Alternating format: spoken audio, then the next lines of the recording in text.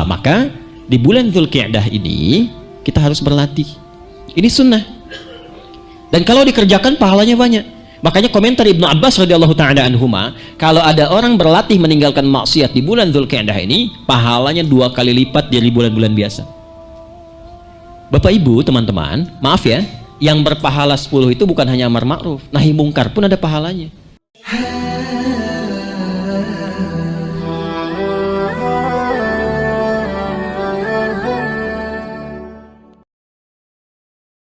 Bismillahirrahmanirrahim. Assalamualaikum warahmatullahi wabarakatuh. Alhamdulillahirabbil alamin. Allahumma shalli ala sayyidina Muhammad wa ala ali sayyidina Muhammad. Tidak lupa saya doakan kepada saudara semua dimanapun berada yang sedang menonton video ini, semoga Allah subhanahu wa ta'ala senantiasa memberikan kesehatan, keafiatan, dipanjangkan umur, dimurahkan rezeki, dimudahkan segala urusannya oleh Allah subhanahu wa ta'ala. Amin ya rabbal alamin. Sahabat channel Lafaz Zikir yang dirahmati Allah, pada kesempatan yang mulia ini kembali kita akan mendengarkan tausiah yang disampaikan oleh guru kita Ustadz Adi Hidayat. Semoga dengan wasilah tausiah ini Allah subhanahu wa ta'ala menambah ilmu kita, khususnya ilmu tentang kepahaman agama Islam, sehingga kelak pada hari kiamat kita diselamatkan dan dimasukkan ke dalam surganya. Amin ya rabbal alamin. Mari kita simak video tausiah ini hingga akhir. Semoga bermanfaat dan bisa kita amalkan. 1. Kita coba uraikan sedikit, oke? Bismillah. Inna iddatash syuhuri 'inda Allah 12 syahran fi kitabillah yauma khalaqas samawati wal ard. Perhatikan cara menerjemahkan atau memahaminya. Sejak Allah mencipta langit dan bumi, ini yang paling mudah untuk dipahami. Sejak Allah mencipta langit dan bumi, Allah sudah menetapkan hukum bahwa kehidupan yang dijalani itu, baik di langit ataupun di bumi, ada waktu yang mengiringinya. Sekarang kita spesifik saja ke kehidupan kita. Kita hidup di langit atau di bumi? Di bumi ya, kita hidup di bumi, nanti pulangnya baru ke langit. Jelas ya? Hidup di mana? Di bumi, pulangnya baru ke langit, surga itu ya. Atau dari mana kita kehidupan kita di bumi? Yang Al-Baqarah ayat 30 itu. Wa idh qala rabbuka lil malaikati inni ja'ilu fil ardi, bukan fis sama, fil ardi khalifah. Jelas ya? Jadi misi kita berada di bumi, bukan di langit. Nah, kehidupan yang kita jalani di bumi tidak lepas dari ketentuan waktu tadi. Karena sejak Allah mencipta yauma khalaqas samawati wal arda, sedang mencipta langit dan bumi, sudah ada standar hukum waktu yang mengiringi setiap hamba Allah yang beraktivitas di tempat itu. Sekarang kita ada di mana? Di Masjid Al-Ihsan, ya kan? Bagian dari bumi al-ard. Ya. Nah, ini pun tidak terlepas dari hukum waktu. Jadi setiap kita beraktivitas di bumi ini akan ada waktu yang mengiringi. Tanda paling gampangnya, lihat fenomena alamnya, ya kan? Tadi malam gelap atau terang? Gelap ya. Yang membuat kemudian terlihat seperti terang kan ada cahaya lampu saja, ya kan? Yang manusia mencoba untuk mendesainnya. Secara alamiah itu gelap. Habis gelapnya datang apa? Terang kan? Ya, datang terang. Secercah cahaya yang membelah kegelapan itu disebut dengan fajar. Terus berganti seperti itu. Artinya ada pergantian-pergantian waktu. Nah, itu bagi orang yang cerdas, yang jernih cara berfikirnya, orang yang cerdas dan jernih berfikirnya, itu disebut ulul albab. Jelas? Disebut apa? Albab itu jamak dari kata lub. Lub itu sesuatu yang terdalam. Pernah lihat kelapa, buah kelapa? Ya. Pernah minum es kelapa? Pernah minum kelapa tanpa es? Pernah ya? Nah, karena kan buah kelapa jatuh nggak ada esnya kan? Paham ya? Nah, sekarang ada nggak kulitnya kelapa itu? Ada. Ada kulit luarnya kan? Setelah kulit luarnya itu dikupas, ada lagi kulit yang bagian dalam kan? Ya, batok kelapanya itu kan? Setelah batoknya dibuka ada apanya? dagingnya kan. Nah, di dalam yang paling daging itu kalau Anda perhatikan ada yang halus kan, lembut sekali kan dasarnya, itulah lub dalam bahasa Arab. Jadi gambaran manusia, cara berpikir manusia itu ada yang baru nyampe kulitnya aja. Begitu lihat malam, ya cuman melihat gelap saja. Oh malam, ya sudah. Ya. Siang dilihatnya sudah terang, sudah siang. Nah, siang. Nah, itu namanya baru kulit kelapa bagian luar. Jadi kalau ada yang menyikapi hidup hanya melihat siang dan malam sebagai perubahan, pergantian waktu siang dan malam saja, itu cara berpikirnya kulit kelapa bagian luar. Tapi kalau sampai Anda mendefinisikan, oh siang itu bisa beraktivitas, susun aktivitasnya, malam istirahat, begini caranya. Nah, itu kulit kelapa bagian dalam, batoknya. Kalau sudah terukur aktivitasnya dijalani, dia tahu kapan istirahat, kapan dia beraktivitas, itu baru dagingnya. Tapi kalau dari situ dia melihat siapa yang menjadikan ini berganti siang dan malam, siapa yang membimbing saya untuk mendapati suasana siang dan malam, kenapa ada siang, kenapa ada malam, kok malam itu ada gemintang, bintang-bintang berkilauan, siapa yang menciptakan keindahan ini? Dia cari sampai dia temukan, sampai dia hadapkan dirinya. Inni wajjahtu wajhiya lilladzi fatara as-samawati wal arda hanifan musliman wa ma. Baik, itu yang seperti dilakukan Nabi Ibrahim alaihissalam. Falamma janna alaihi al-lailu ra'a kaukaba. Ketika malam lihat ini ada benda langit, siapa yang mencipta ini? Dicari sampai pada akhirnya menyimpulkan mustahil ada pergantian waktu dan keindahan ini kecuali ada penciptanya. Maka dia hadapkan sepenuhnya semua fenomena itu untuk menguatkan imannya dan tunduk ke hadapan Allah Subhanahu wa taala. Maka ini yang disebut ulul albab. Karena itu ketika Allah menerangkan ulul albab di Quran surah ketiga Ali Imran ayat 190 itu, maka dibuka dengan pergantian siang dan malam. Inna fi khalqis samawati wal ardi wa ikhtilafil laili wan nahari la ayatil liulil albab. Nah, kita itu sejak bangun tidur itu sudah dilatih oleh Nabi untuk menjadi ulul albab. Jadi kalau kita berislam dengan benar, berislamnya itu seharusnya kita menjadi orang cerdas. Cukup menjadi muslim, harusnya pintar. Nanti kalau terlatih seperti ini cara berpikir kita akan cepat membaca sesuatu. Akan tercipta nanti begini, guru mengajar baru satu kalimat sudah mengerti, oh arahnya ke sini. Ada yang begitu ya? Nah, itu adalah implementasi dari sifat ulul albab. Karena itu sunnah saat bangun tidur. Masih ingat?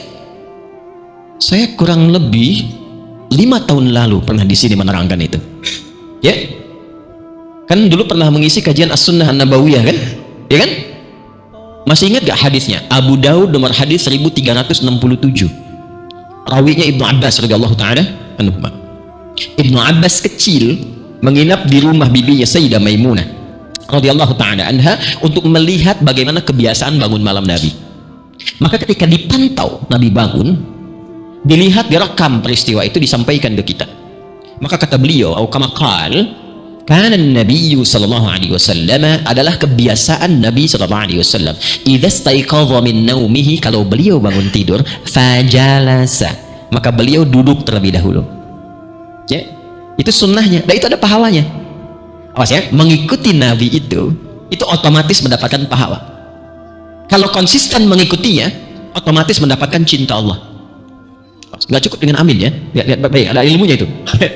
Jadi mengikuti Nabi itu bukan perkara biasa, itu langsung dituliskan pahala, punya nilai 10 ya, 10 itu jarak satu keduanya bisa 500 tahun. Nanti terlihatnya saat akan meninggal ya. Kalau pengen cepat lihat ya silahkan ya. Cuma nggak akan terjadi sebelum waktunya, nanti ada pahalanya. Yang kedua, mendatangkan cinta Allah, itu yang di Ali Imran ayat 31 itu. Qul in kuntum tuhibbunallaha fattabi'uni yuhibbukumullah wa yaghfir lakum dzunubakum. Itu kalau kita ikuti, fisik sehat, bagus, pahala dituliskan, Allah cinta dengan kita. Bagaimana cara bangunnya? Duduk dulu. Kemudian famasah biyadihi min athari naumi. Beliau menggunakan telapak tangan atau bagian tangannya yang bersih untuk menghilangkan bekas ngantuknya dulu. Di sunnah bangun tidur, alhamdulillah. Sunnah bangun tidur itu bangun tidak langsung berdoa. Duduk dulu, hilangkan dulu bekas ngantuknya, Jangan sampai berdoa tapi tidak sadar apa yang dibaca. Ya? Anda memang bangun jam 3, tapi karena masih ngantuk, belum hilang ngantuk. Alhamdulillah yang begitu dikucak lihat 4:30. Ya. Sadar dulu sehingga kita mengerti apa yang diucapkan. Setelah paham, dirasakan, dipelajari, itu ada tuntunan dari balik doa itu. Nah, jangan lupa, lalu ada sunnahnya. Faqara'a khawatima surati Ali Imran, maka beliau membaca 11 ayat terakhir di surah Ali Imran. Dari ayat 190 sampai ayat 200. Jadi setiap bangun tidur itu kita dilatih menjadi ulul albab. Karena ayat 190-nya dibuka dengan kalimat inna fi khalqis samawati wal waqtilafil laili wan nahari la ayatin liulil albab. Makanya doa bangun tidurnya yang diviralkan oleh Jundub bin Junadah dan Mu'adz bin Jabal radhiyallahu taala anhuma di Al-Bukhari itu, alhamdulillahilladzi ahyana ba'dama amatana wa ilaihin. Bagaimana cara mengisi wa ilaihin nusyur itu? Ya pakai Ali Imran tadi. Jadi kalau kita berlatih benar seperti itu, doanya, zikirnya, disiapkannya, itu jadi pribadi yang cerdas. Kemudian apa yang harus kita lakukan? Kita harus mengerti ketika kita akan menjalani aktivitasnya, maka pertama, pelajari dulu waktu yang menyertainya. Kedua, misinya. Dari sini kita dapatkan kurikulumnya. Baik, pelan-pelan. Dalam menjalani hidup itu secara singkat, maka Allah menetapkan hukum waktu secara umum. Yang umum dulu. Bahwa dalam setahun kehidupan itu yang kita jalani ada 12 bulan. 1 tahun berapa? 12 bulan. Ini hanya akan kita temukan di Al-Quran. Keterangan setahun 12 bulan. Baik ya. Sejak Allah mencipta langit dan bumi, yauma khalaqas samawati wal ard, ya kan? Ada 12 bulan sudah ditetapkan dan kita mau tidak mau akan melewati itu. Ya, saya ulang ya. Kita mau tidak mau, berkenan atau tidak, tau'a au karha, kita akan melewati setahun berapa? 12 bulan. Ini ketentuan ini akan berlangsung terus sampai tiba ajal kita. Ini yang dikatakan oleh Nabi SAW. Cek lagi, ya kan? Dalam hadis beliau, kita ambil yang paling padatnya di Abu Daud untuk menyamakan dengan itu, dari Abu Bakrah Nafi' al-Harith radhiyallahu ta'ala anhu. Qala Rasulullah SAW, inna zamana qad istadara kahayati. Sungguh waktu yang mengiringi aktivitas kita itu akan terus berputar seperti itu, sebagaimana ketetapan dan desain yang telah Allah aturkan. Jadi waktu itu akan berputar seperti itu saja. Ya, dari malam ke siang, ketemu malam lagi, terus saja. Paling gampangnya begini, lihat jam, ya kan? Di dinding itu kan ada jam kan? Baik. Menempel di dinding, cuman 2 yang menempel di dinding. 1 jam, kedua cicak. Cicak di baik ya. Diam-diam merayap. Itu indah sekali itu ya. Datang seekor nyamuk. Ayo silakan. Ya, coba ya. Rizki itu begitu Allah atur luar biasa. Begitu Allah atur, jangan takut kehilangan rizki, jangan takut kekurangan, jangan takut kesulitan. Karena binatang pun diatur sedemikian rupa. Cicak secicak-cicaknya, itu rizkinya masih diatur. Ketika dia membutuhkan rizkinya, Allah datangkan, bukan cicak yang mendapatinya. Perhatikan liriknya, datang seekor, bukan cicak mendatangi nyamuk, nyamuk mendatangi cicak. Bagus yang bikin liriknya. Sudah, kita tinggalkan cicak, kita kembali ke sini. Nah, waktu itu begitu saja. Jam kan berputar begitu saja kan, terus kan sampai habis baterainya, ya kan? Terus berputar begitu. Nah, waktu pun demikian. Ini subuh ini, insya Allah kalau ajal kita belum tiba, besok ketemu begini lagi waktunya. Kalau nggak percaya, lihat keluar. Yang membedakan perubahan terjadi itu aktivitas manusianya. Jadi sejak Adam diciptakan, waktu itu begitu saja, gelap ketemu gelap lagi, terus berputar. Yang menjadikan ada masjidkah, ada malkah, ada jalankah, itu kreativitas manusia di setiap zamannya. Zaman Firaun mungkin butuh piramid, tapi belum ada jalan tol. Ya kan? Namrud bisa punya peradaban dengan tertentu. Setiap generasi itu selalu ada penemuannya. Ya, sekitar 10 tahun yang lalu teknologinya belum seperti sekarang. Itu bagaimana manusia mengisinya. Tapi desain waktunya, kata Nabi, seperti itu saja setiap hari begitu. Yang membedakan perilaku manusianya. Sekarang persoalannya, setiap manusia yang berperilaku di bumi itu, yang bisa memberikan perubahan dan menghiasi keadaan di bumi, punya nilai nggak di hadapan Allah? Itu saja.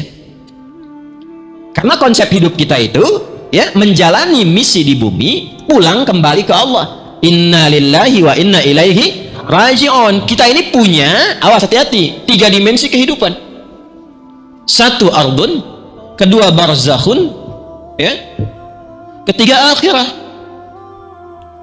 Awas, kita akan masuk pada fase yang terpenting. Fokus baik-baik. Jadi hidup itu, apapun aktivitasnya, itu desain awalnya cuma 2. Kerjakan yang saleh, jauhi yang salah. Kita pun diperintahkan untuk ini saja, mengerjakan yang baik, yang soleh. Ketika dipraktekkan itu menjadi ma'ruf namanya. Ya, sesuatu yang soleh ketika dipraktekkan menjadi apa? Ma'ruf. Maka muncul nanti di Quran bahasanya amar ma'ruf. Menjauhi yang salah, yang diingkari oleh syariat. Diingkari disebut dengan mungkar. Jauhi, tinggalkan, terlarang untuk dilakukan. Maka istilahnya disebut dengan nahi mungkar. An-nahyu 'anil munkar. Oh, ini seperti sederhana tapi dalam sekali. Ya, seperti sederhana tapi dalam sekali. Ini perintahnya ini saja. Kalau kita bisa kerjakan ini, maka kita berpotensi menjadi manusia terbaik di hadapan Allah. Ya, saya ulang ya. Jika mampu mengerjakan ini, maka kita akan berpotensi menjadi manusia terbaik di hadapan Allah yang pernah beraktivitas di bumi. Baik, masyarakat di zaman Nabi disebut apa sifatnya? Jahiliyah. Ya, ingat jahiliyah. Jahiliyah itu seburuk-buruk manusia yang pernah ada di antara manusia yang pernah berkehidupan di bumi. Jadi kalau kita melihat potret mereka dalam sejarah, pezina banyak, pencuri menyebar, pembegal satu kampung, ya kan? Penipu nggak usah ditanya, pembunuh marak, semua ada kumpul di situ. Tapi ketika mereka mendapat bimbingan dari Rasulullah SAW yang memperbaiki tata kelola kehidupan dan berubah seketika, maka Allah langsung yang merubah sifat mereka dari jahiliyah menjadi khairu ummah. Turunlah Quran surah ketiga Ali Imran ayat 110 yang memberikan keterangan ini. Kuntum khaira ummatin ukhrijat linnas. Kalian adalah umat terbaik yang pernah berkehidupan di bumi. Karena itu komen pertama Nabi langsung mengatakan, di antara sekian banyak generasi yang pernah hidup di bumi, yang terbaik itu generasiku, kata Nabi. Tsummal ladzina yaluna. Kemudian setelah itu yang setelah aku. Kemudian yang setelah aku. Demikian terus-terusnya. Kemudian yang setelahnya lagi. Kapan mereka menjadi baik? Ketika mengikuti desain yang Nabi tuntunkan. Kapan menjadi khairu ummatin ukhrijat linnas? Teruskan ayatnya. Ta'muruna bil ma'ruf wa tanhauna 'anil munkar wa tu'minuna billah. Jadi kalau kita bisa mempraktekkan ini dan membawa nafas kita dalam setiap waktu yang kita lalui setahun 12 bulan itu, awas, dari setiap bulannya ada hari, akumulasinya ada pekan, dipraktekkan 2 konsep ini, maka berubah status kita langsung di hadapan Allah menjadi khairu ummah. Nah, desain untuk melatih ini semua dibagi oleh Allah, pembagiannya ke beberapa waktu. Jadi idealnya setiap waktu itu kita mempraktekkan al-amru bil ma'ruf nahyu 'anil munkar. Karena itu setiap kita berkehidupan dari ujung kepala sampai ujung kaki, itu harusnya semua organ tubuh kita itu amar ma'ruf dan nahi munkar. Ya, pelan-pelan sedikit ya. Contoh begini. Yang pertama misinya beramal apa? Saleh. Amal ma'ruf itu amal saleh. Kapan amal menjadi saleh? Ingat, amal itu ada 3 ya. Amal ada berapa? 3. 1 itu amal yang netral, bahasa Arabnya atau bahkan di Qurannya disebut amal saja ya, tidak pakai sifat, amal saja sudah, itu netral. Jadi nggak disebut baik, nggak disebut soleh, nggak disebut salah.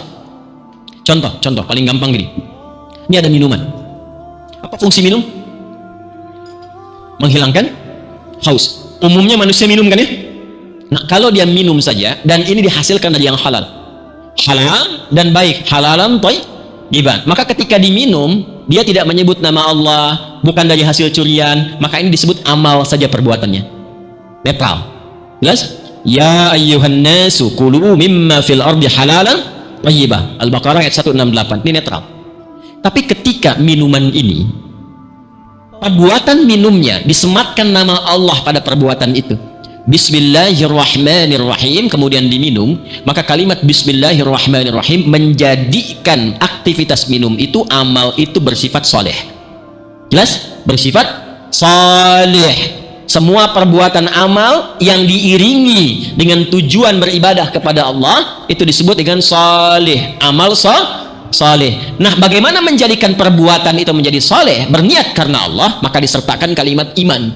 Karena itu di Al-Quran kata-kata amal salih seringkali disandingkan dengan iman.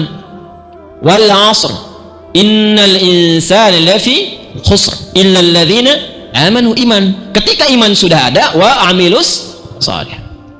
Jadi kalau ada sudah iman mendorong kita untuk berbuat sesuatu, iman itu menjadikan semua tindakan kita tertuju kepada Allah.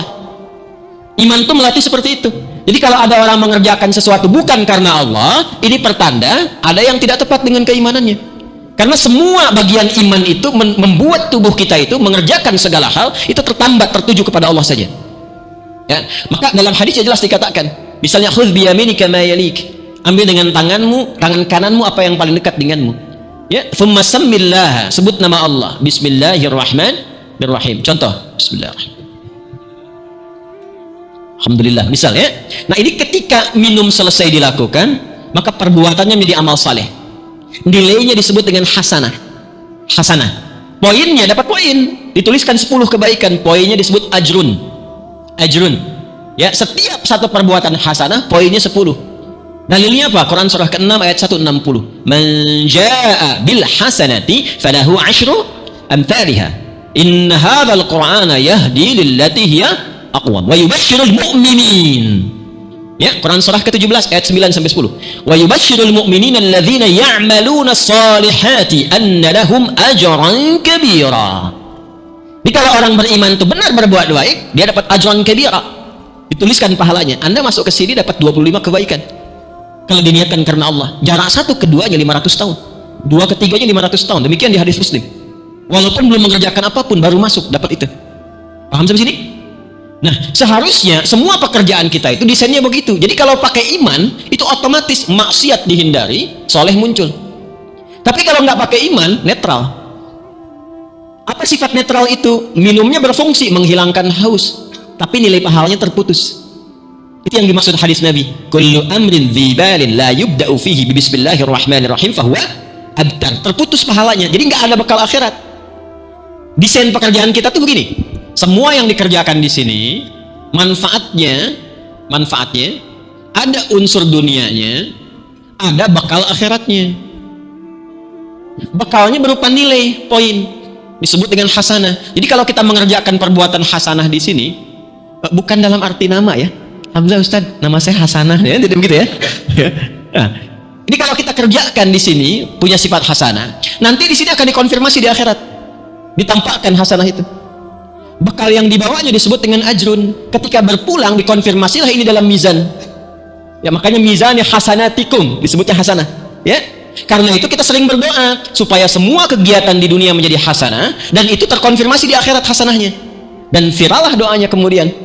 Wa minhum may yaqulu rabbana atina fid dunya wa fil akhirati wa qina adzabannar. Itu yang Al-Baqarah ayat 201. Ya, itu desain standarnya begitu. Semua aktivitas kita mesti menjadi ini. Baik, yang salah itu ketika menjadi perbuatannya itu ini sayyi, maksiat. Sudah nggak pakai iman, hasil airnya dihasilkan dari pencurian. Maka otomatis dosa dihasilkan. Kalau yang netral tadi nggak ada pahala, nggak ada dosa. Jadi kalau Anda cuma bekerja, bahkan sampai sudah purna, sudah selesai, nggak pernah diniatkan karena Allah, maka pekerjaan itu hanya menjadi rutinitas. Berangkat gelap, pulang gelap, berangkat gelap, pulang gelap, kena macet, pulang istirahat. Kaya? Iya. Alhamdulillah. Harta dapat? Iya. Cuman terbatas aksesnya di sini saja. Ketika ke sini tidak dapat apapun. Itu yang dimaksud Quran, surah ke-25 ayat 23. Wa qadimna ila ma 'amilu min 'amalin faj'alnahu haba'an manthura. Jelas? Nah, sekarang idealnya begini, semua tubuh kita dari ujung kepala sampai ujung kaki itu idealnya dilatih bersikap dengan iman. Supaya apa? Fungsinya tetap berlangsung tapi nilai akhiratnya ada. Contoh, apa fungsi mata? Bukan. Tuh, kan?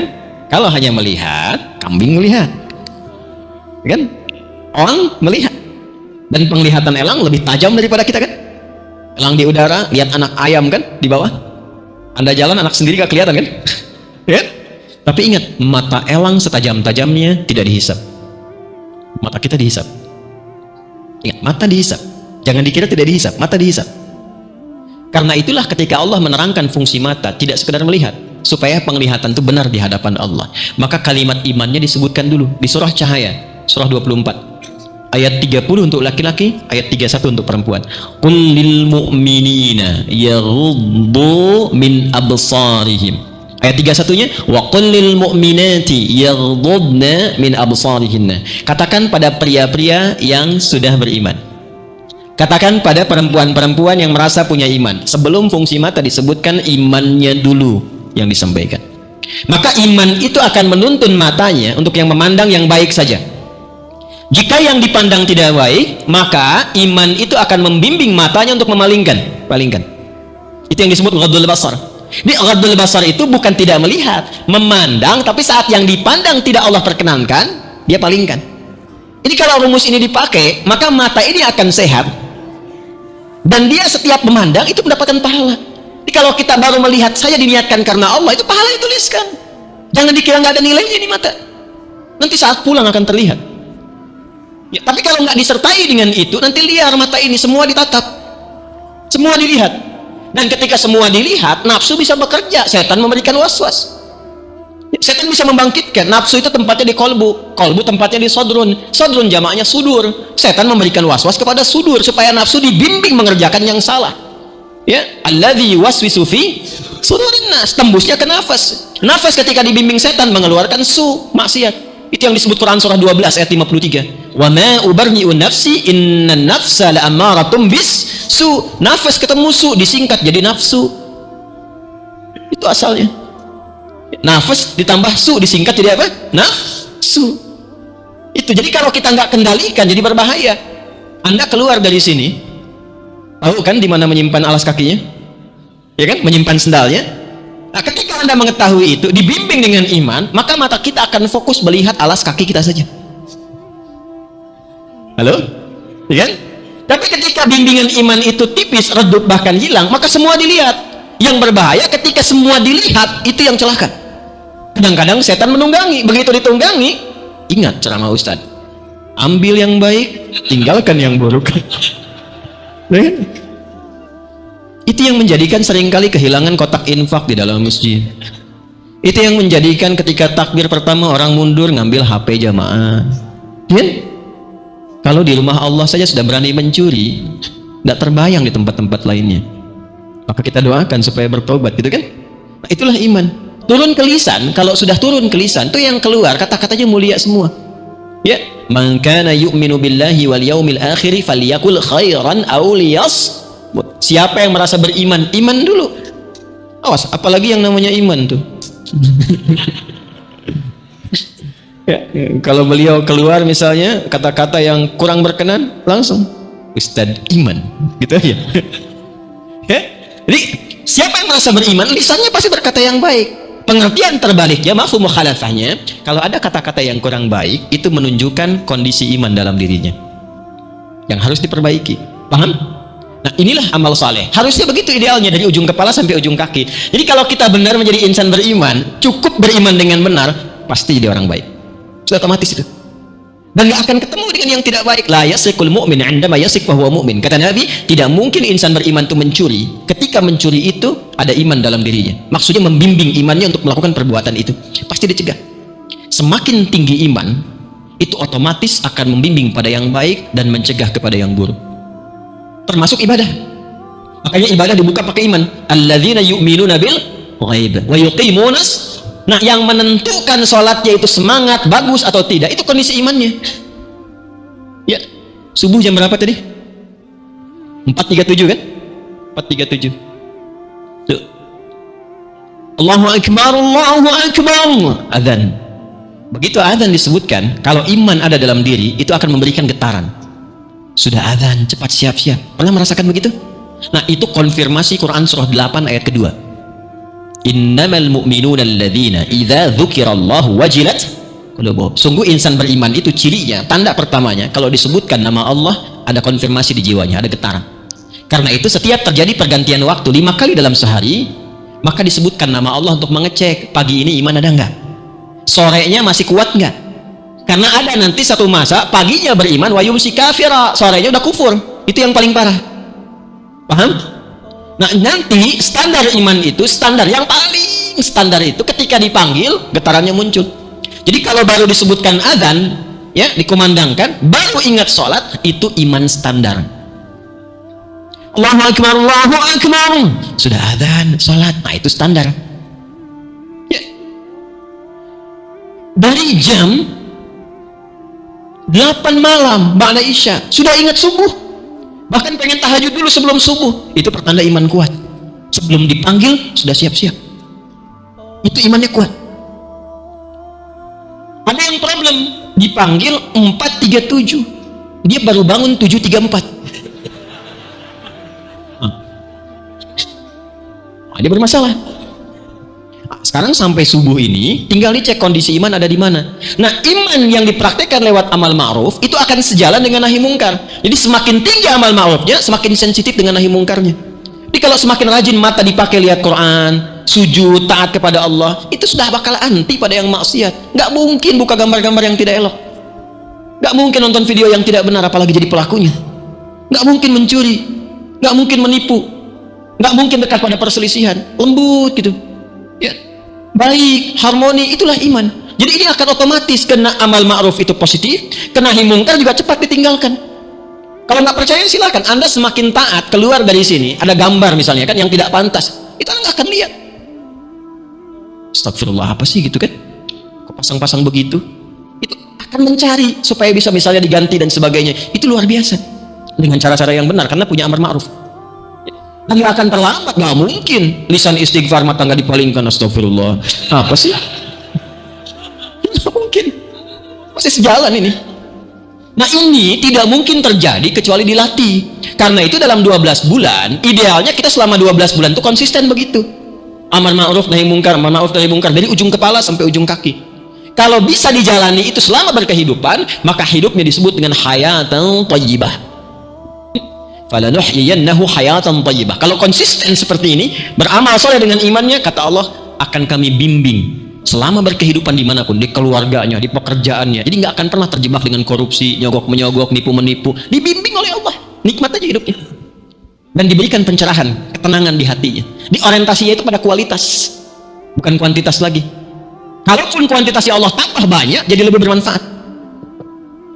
Nah, untuk mendapatkan konsistensi 12 bulan ini puncaknya. Maka selama 12 bulan itu dibagi oleh Allah, ada bulan-bulan spesifik untuk berlatih amar ma'ruf, seperti Ramadan. Itu latihan amar ma'ruf. Saat Ramadan sholatnya nambah kan? Ya kan? Dari fardu ditambah dengan sunnah kan? Tarawih kan ada tambahan? Sunnah lebih senang dikerjakan kan? Saat Ramadan infak nambah kan? Saat Ramadan baca Quran bertambah kan? Itu latihannya amar ma'ruf. Ada latihan-latihan yang persis digunakan oleh kita untuk nahi mungkar. Nah, ada 4 bulan utama yang langsung disampaikan oleh Quran untuk spesifik berlatih nahi mungkar. 4 bulan itu 3 berurutan, thalathun mutawaliyatun, kata Nabi, 3 berurutan. Dari 3 berurutan, yang pertama kali disebutkan adalah bulan yang sekarang kita ada di dalamnya, Dzulqa'dah. Ada yang menyebut Qa'dah, ada yang menyebut Qa'dah. Bulan ke-11. Kemudian Dzulhijjah, bulan ke-12.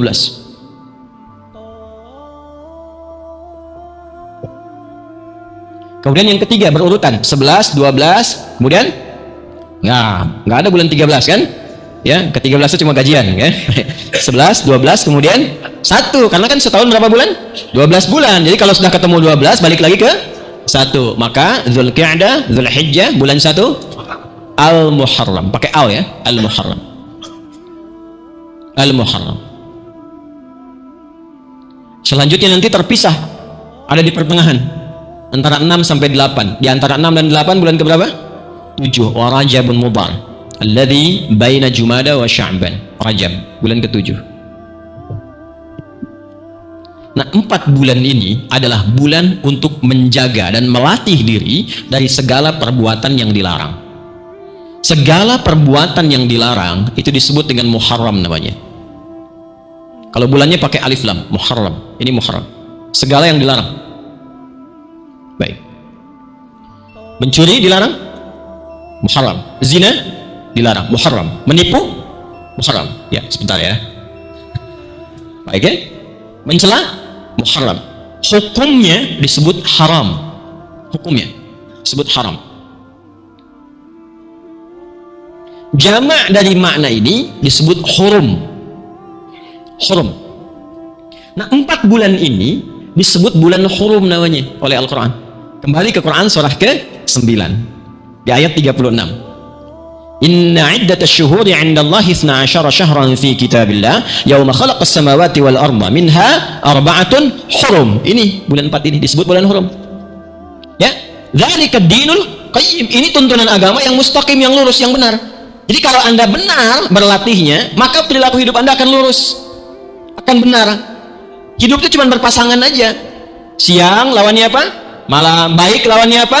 Buruk. Kalau Anda berlatih meninggalkan yang buruk, yang baik muncul. Itu aja konsepnya.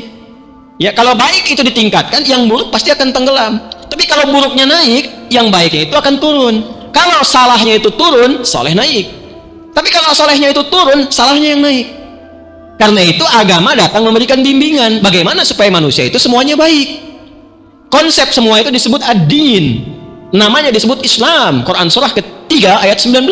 Inna dina indallahil Islam. Nah, Islam membawa konsep ini. Kamu harus jadi orang baik.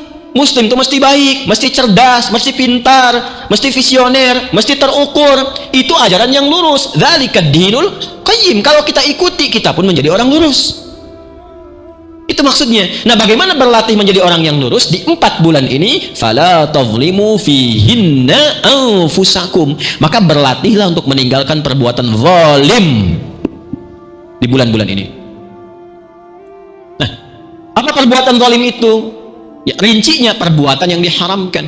Zalim itu menempatkan sesuatu bukan pada tempatnya. Ini apa? Gelas. Apa fungsinya gelas? Menampung air untuk minum. Tahu gayung? Apa fungsinya gayung? Menampung air untuk mandi.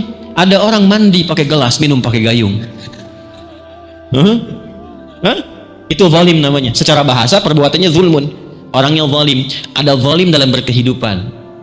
Ya, yang benar itu jujur, yang salah dusta. Dia menempatkan dusta mengalahkan jujur. Itu zalim. Dia hafal Quran tapi tidak menggunakan Quran sesuai dengan fungsinya. Dia hafal qul huwallahu ahad. Tapi kok bisa mengatakan semua agama sama? Menuju pada Tuhan yang sama, cuma caranya beda-beda. Itu zalim namanya. Karena itu bila ada orang menghafal Quran, perilakunya seperti itu kalimat Quran, komen pertama Quran yang langsung muncul, faminhum zalimul li nafsi. Itu ada di Quran surah 35 ayat ke-32. Tsumma awrasnal kitaba alladzina astafaina min ibadina faminhum zalimul li nafsi. Maka di bulan Dzulqa'dah ini kita harus berlatih. Ini sunnah. Dan kalau dikerjakan pahalanya banyak. Makanya komentar Ibnu Abbas radhiyallahu ta'ala anhuma, kalau ada orang berlatih meninggalkan maksiat di bulan Dzulqa'dah ini, pahalanya 2 kali lipat dari bulan-bulan biasa.